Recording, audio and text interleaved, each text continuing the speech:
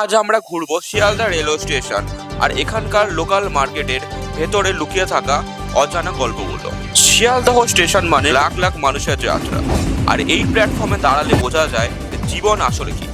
স্টেশনের পাশেই গড়ে উঠেছে এক বিশাল বাজার, আর সেই বাজারে প্রচুর দোকান আছে। প্রত্যেকটি দোকানের আছে এক একটি নিজস্ব স্বপ্ন। কেউ এখানে 50 টাকার জামা বিক্রি করছে, আবার কেউ বা এখানে চা বানিয়ে সারাদিন ঘুরে ঘুরে দাঁড়িয়ে দাঁড়িয়ে বিক্রি করছে। এখানে ব্যবসা মানে শুধু লাভ নয়, এখানে ব্যবসা মানে হচ্ছে বেঁচে থাকার একটা রাস্তা। কিন্তু আজকে 2026 সালে কিন্তু এখানে বাঙালি ব্যবসায়ী নেই বললেই চলে। এখন কিন্তু সেই আগের যুগ নেই, এখন এখানে বাঙালি ব্যবসা প্রায় দেখাই যায় না। একটা সময় ছিল যখন ভারতের রাজধানী ছিল কলকাতা, আর সেই সময় সবচেয়ে বেশি ওদের ব্যবসা কোথাও ছিল সেটা ছিল বাংলাতে। কিন্তু আজকে 2026 সালে দাঁড়িয়ে বাংলায় কিন্তু কোনো ব্যবসাই নেই। তার প্রধান যদি কোনো সমস্যা থাকে সেটা কিন্তু বাঙালির মানুষজন। আমাদের এখানকার বাংলার মানুষরা না ব্যবসা করবে না ব্যবসা করতে দেবে। এখন আমরা দাঁড়িয়ে আছি শিয়ালদা মার্কেটের দূর দূর পর্যন্ত। এখানে কিন্তু কোনো বাঙালি ব্যবসায়ী দেখতে পাচ্ছি না। এখানে যত ব্যবসা আছে সব নন বেঙ্গল অথবা বিহারি।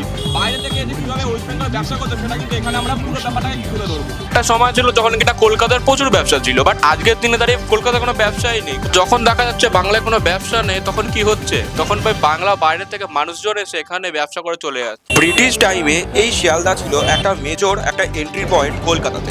আগের শিয়ালদা মানে ছিল না শুধু একটা স্টেশন, আগের শিয়ালদা মানে ছিল একটা ব্যবসার জায়গা। এটা অবস্থা এখন ঠিক আছে? ঠিকঠাক বিক্রি হচ্ছে? যারা নন বেঙ্গলের টিপি কার্ড বা যারা বিহারি হয় টিপি কার্ড, তারা বাংলায় এসে ব্যবসা করে চলে যাচ্ছে। আর বাঙালি কিছুই করতে পারছে না। बंगाल में आके बिजनेस करके कैसा लग रहा है आपको? सही चल रहा है? এখনকার শিয়ালদা স্টেশনকে যখন আমরা দেখি আমরা কিছুই বুঝতে পারি না, কিন্তু আমরা অতীতের শিয়ালদা স্টেশনকে দেখলে বুঝতে পারবো এখানে ছিল পাওয়ার, এখানে ছিল বিজনেস, আর এখানে ছিল মানুষের যে স্ট্রাগলের গল্প। এই জায়গায় শুধু ট্রেন চলতো না, এই জায়গায় চলতো মানুষের জীবনের বাঁচার লড়াই। আর অনেস্টলি স্পিকিং, শিয়ালদাটা কখনোই বাঙালি তৈরি করেনি, শিয়ালদা তৈরি করেছিল ব্রিটিশরা। সেটাও বানিয়েছিল নিজেদের ব্যবসার জন্য। ব্রিটিশরা হয়তো চলে গেছে, কিন্তু এই শিয়ালদা স্টেশন এখনো কিন্তু এখানেই আছে। এই মার্কেটে আর একটা আকর্ষণ হচ্ছে কম টাকায় পেট ভরানো ভালো মানের খাবার।